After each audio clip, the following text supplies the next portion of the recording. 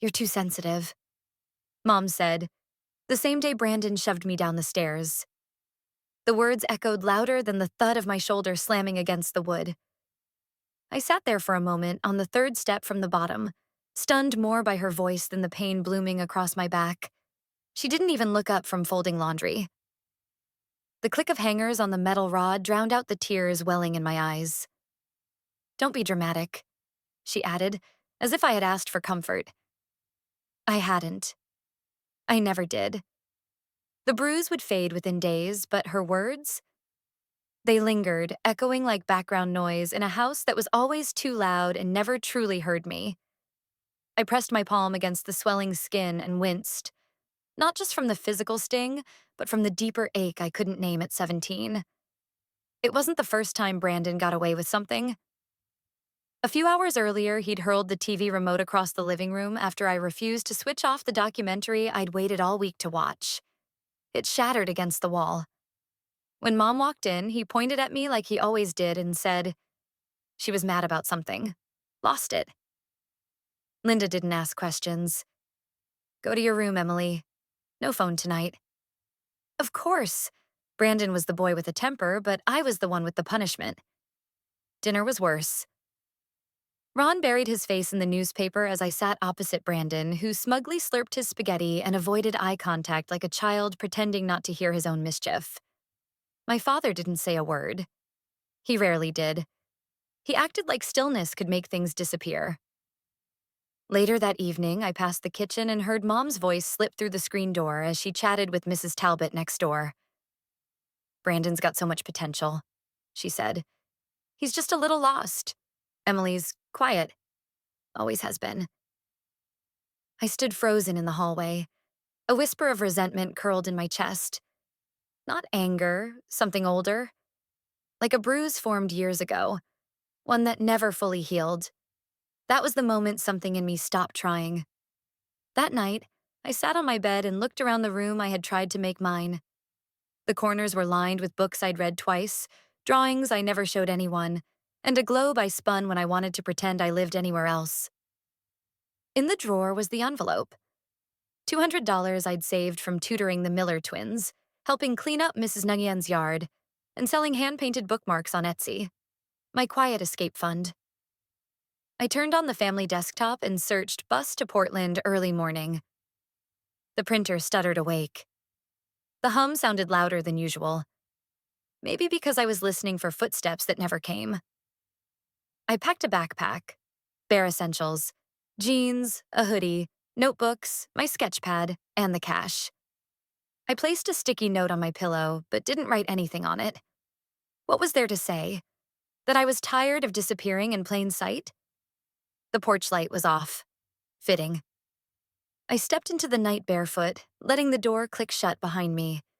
Each step down the front path felt heavier than the last, but I didn't turn back. I didn't need one more reason to stay invisible. As I reached the corner, I glanced once over my shoulder. The house stood in silence. No one knew. No one cared enough to check. They said I didn't belong. So I left. To prove they were right. My first night in the camper, I didn't sleep. I just listened. To wind, to footsteps, to doubt.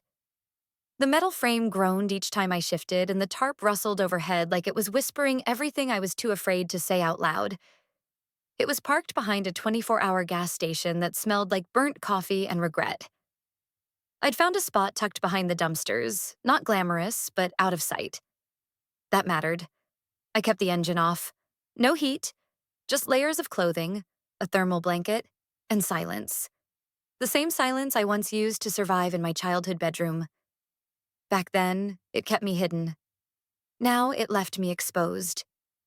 In early 2020, I lost my job. A contract admin role I'd scraped into after years of side gigs and saving. COVID had collapsed everything. Shifts canceled, clients vanished, and the roommate I split rent with bolted back to her parents' place in Utah. I stayed. Couldn't afford to move. Couldn't afford to stay. Rent became a joke. Then a threat. Then a court notice. The truck had been my grandfather's. I'd kept it functional, barely. When the eviction hit, I folded everything into 2 duffel bags and a storage tote, laid an old camping mattress in the back, and climbed inside. At first, I told myself it was temporary. 2 weeks, maybe a month.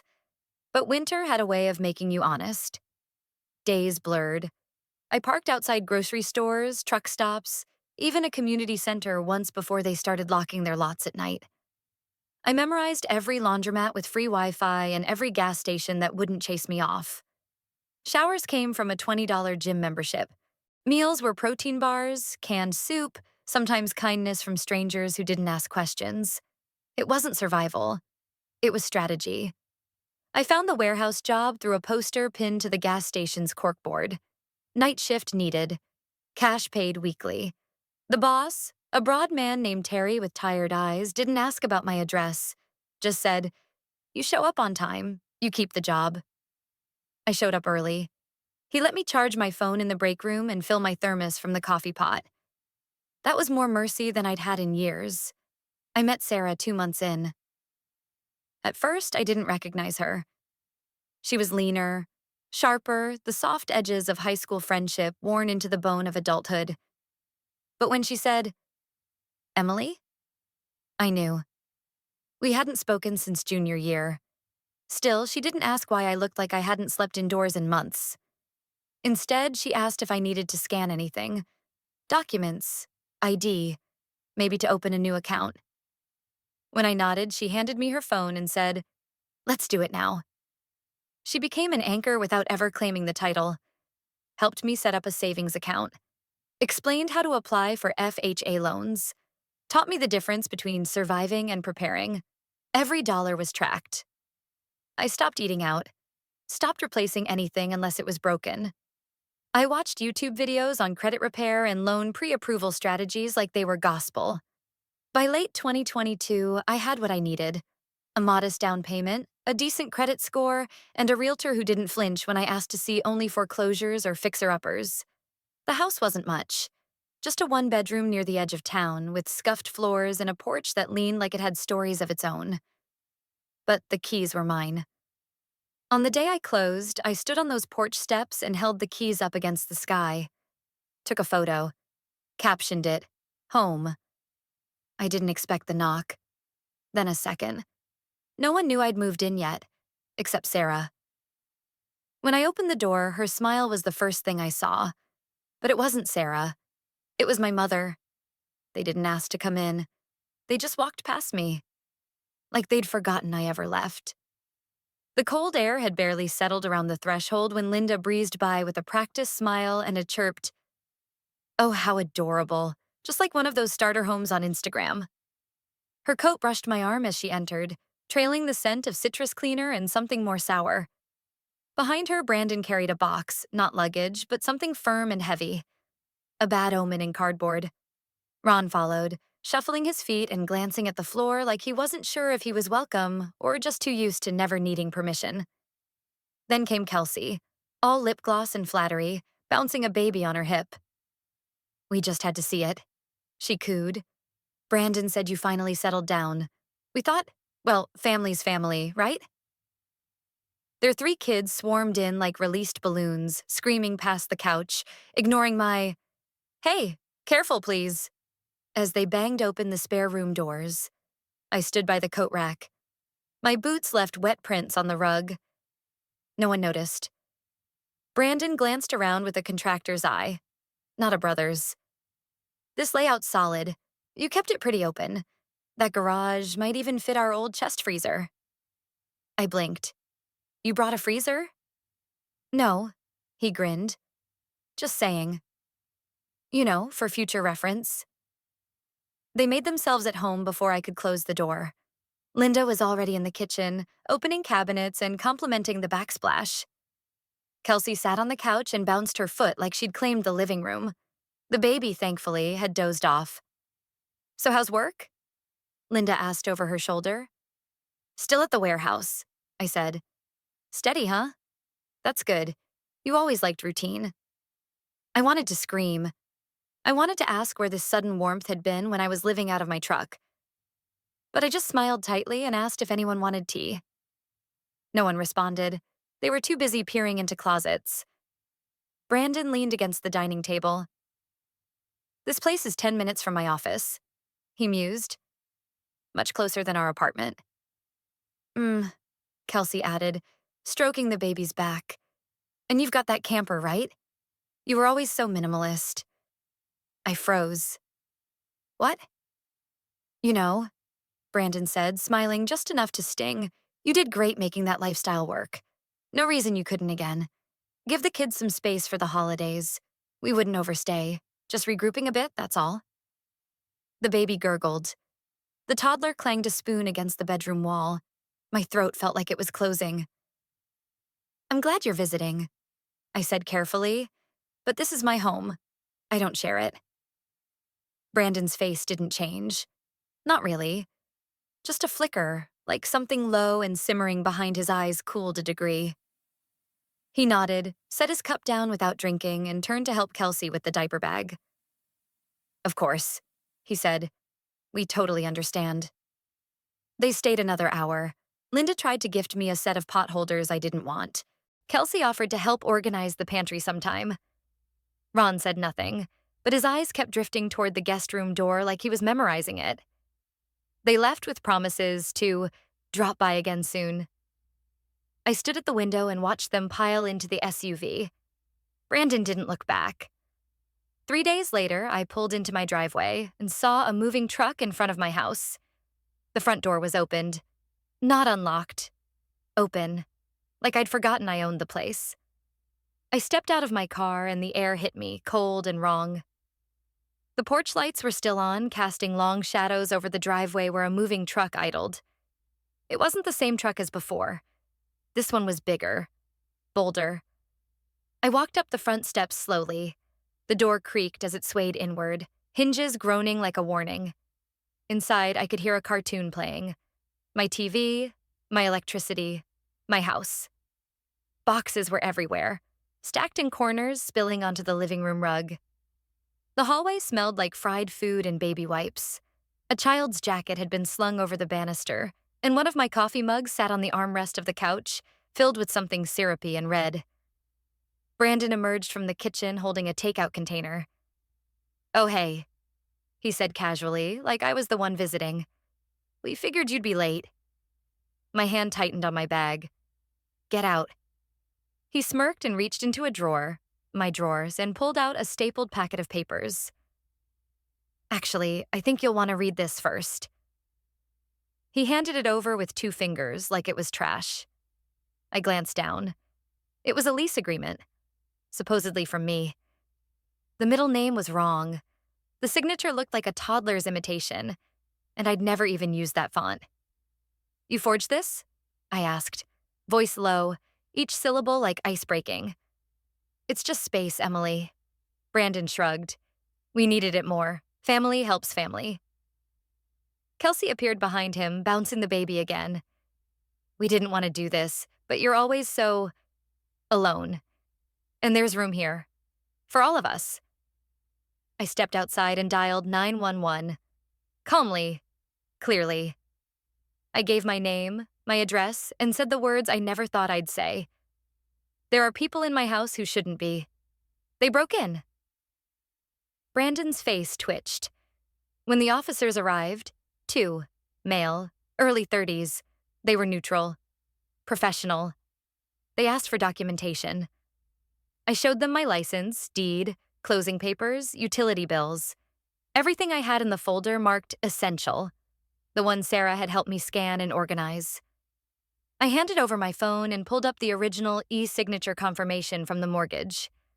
Time-stamped, verified. One officer raised an eyebrow as he flipped through the so-called lease Brandon had printed. You signed this? He asked. Never, I said. And the signature doesn't match your ID, he added, flipping my license back. I texted Sarah. Within seconds, she responded with the clip. Brandon standing on my porch, drill in hand, carefully removing the deadbolt. He didn't look rushed. He looked proud. I handed over the video. The second officer nodded, lips tight. Kelsey tried to play the sympathy card. We did this for the kids, she said, voice trembling just enough to seem rehearsed. We thought she'd come around. Holidays are hard, you know. Linda and Ron arrived then, like actors late to a stage cue. Linda gasped, dramatically, and said, Emily, you agreed to this. We talked about it. I never did, I replied. And if one more person walks in here like they own it, I'll press charges. Felony charges. Silence bloomed like smoke. The officers nodded. We'll need you all to leave the premises immediately. You're not listed on the deed. And this document, he held up the forged lease, is now part of an ongoing investigation. The kids started to cry.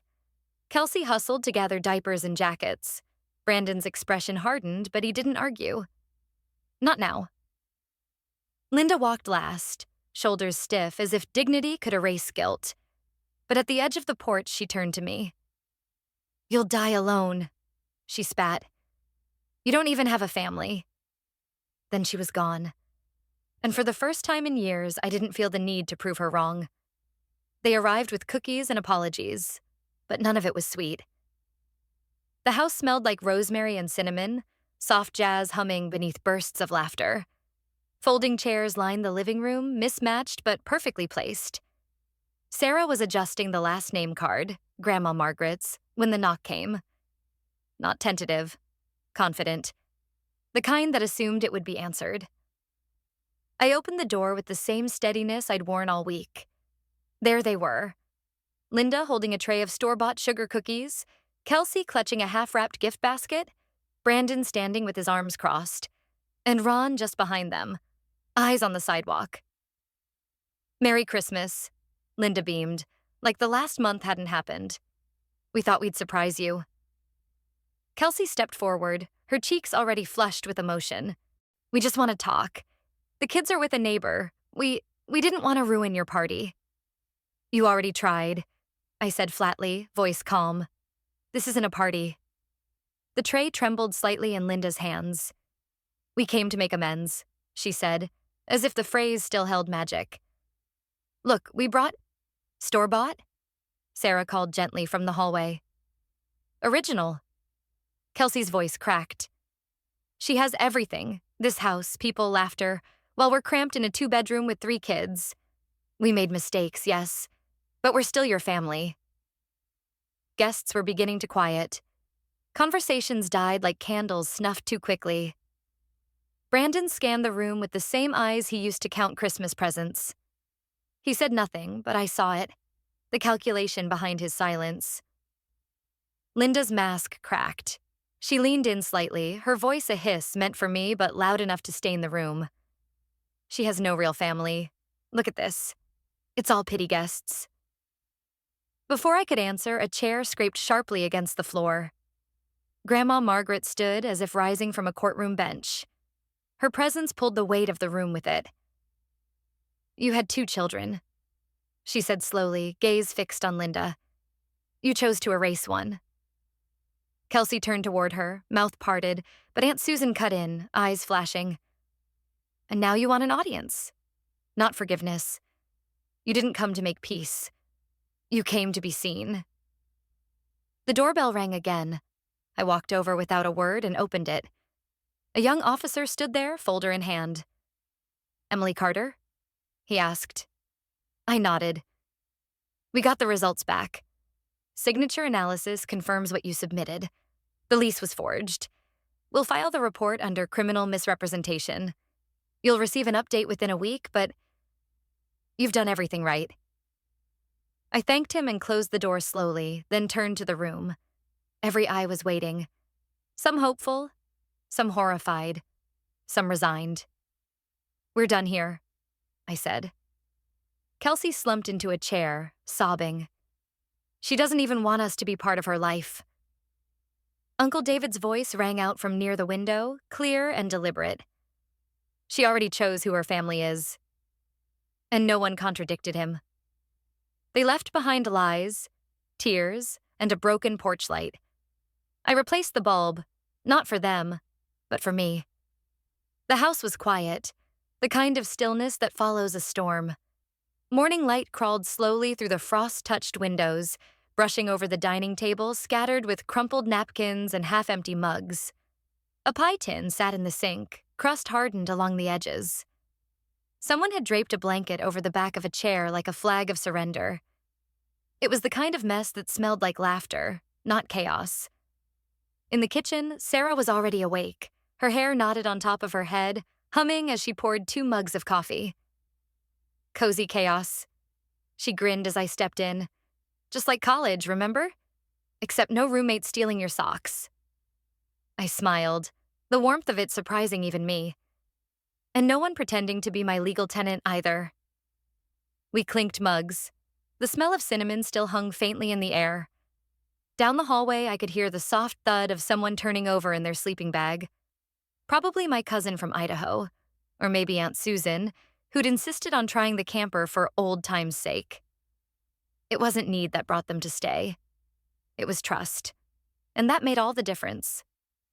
I slipped on a jacket and stepped outside, my breath clouding in the morning chill. The frost crunched lightly under my boots as I made my way around the side of the house, past the hydrangea bush that never quite bloomed, to the driveway. The grass bore the memory of Brandon's truck, 2 long, dead tracks carved into the earth. I bent down. A zip tie lay twisted near the gutter, a plastic remnant of something hurried and clumsy. I held it for a second, then tossed it into the trash bin without ceremony. The camper door creaked as I opened it. Inside, everything was still tidy. Folded blanket, sealed instant noodles. The air held no memories now. Only space. I didn't shudder. I didn't smile. I simply closed the door. On my way back, I stopped at the porch. The bulb in the overhead light had shattered sometime last night. Probably in the shuffle of bodies or emotions or both. I unscrewed what was left, fitted in a new one from the drawer by the coat rack, and flipped the switch. A soft glow returned to the porch. Not too bright. Just enough. I turned to the doorbell camera. It blinked red, recording, watching. I stepped close, looked right into the lens. "You said I didn't have a family," I whispered. My voice didn't shake. It didn't rise. "You were wrong." I turned, stepped inside, closed the door behind me, and turned off the porch light. For good. The mailbox held a letter with no return address. Just her name and handwriting she almost forgot. Emily stared at the envelope, the January frost stinging her fingers as she turned it over. No stamp, just hand-delivered, probably slipped in sometime during the night. Her name, Emily Carter, was written in the slow, careful script she hadn't seen since she was 17. Her father's. She didn't open it right away. Instead, she walked back inside, setting it down on the kitchen table beside a half mug of tea and the fading warmth of morning sun leaking through the blinds. Sarah looked up from the sink, towel in hand. "What's that?" Emily sat slowly. A ghost. The tea had gone cold by the time she opened the envelope. Inside, a single page. No greeting, no date, just a few sentences. I should have spoken. I should have stood up. "You left because I didn't stop them. I think about that more than I'll ever say. I hope you have peace now, even if it doesn't include me." No signature. Sarah sat across from her quietly. She didn't ask to read it, didn't press. Just waited, gently stirring her own cup of coffee. Emily reread the letter once, then again. It didn't ache the way she thought it might. It didn't absolve anything. But it acknowledged something. "Will you write him back?" Sarah asked. "I don't think he wants me to," Emily replied. Sarah nodded, then added softly, "But maybe you want to." Emily folded the letter and walked down the hallway. In the bedroom closet, behind a box of old tax files and a half-deflated yoga ball, she found the wooden shoebox. She hadn't opened it in years. Inside, a Polaroid of her at 16 holding a violin, the hospital wristband from when she had her wisdom teeth removed, a bracelet from summer camp, and a folded bus schedule from 2012. She placed the letter inside, carefully between the Polaroid and the schedule. then shut the box. An hour later, she and Sarah packed the camper. But this time, it wasn't for her. They drove into the hills, a spot just past where cell service dropped and the Douglas firs overtook the skyline. The sun cast pale golden light through the trees as they parked the truck. Emily stepped out, running her hand along the weathered door of the camper. It still bore the tiny sticker she had added years ago. "Keep going." Sarah tilted her head. "You sure?" Emily nodded. She left the keys on the counter along with a note written on clean, lined paper. "For the next girl who's told to stay quiet." Emily stepped back and looked one last time. She didn't cry. She didn't need to. Her grief had been weathered into something else. Not peace exactly, but ownership. They drove home in silence, soft music humming low on the radio. Emily reached for Sarah's hand as they passed the lake. The same one she had stared at from her camper window so many winters ago. At home, the porch light was already on, not out of fear or invitation, but because it simply belonged to her. And this time, she turned it off from the inside. The porch light she once feared under now shines by choice. Not to welcome anyone back, but to honor the girl who walked away. No one apologized the right way, and no one was owed forgiveness. Only distance. Because when injustice is met with quiet courage and relentless truth, even the deepest scars become proof of survival. Some battles aren't loud. They're steady, patient, and final. If this story moved you, don't forget to like, share, and subscribe. And comment 1 if you've ever felt unseen too.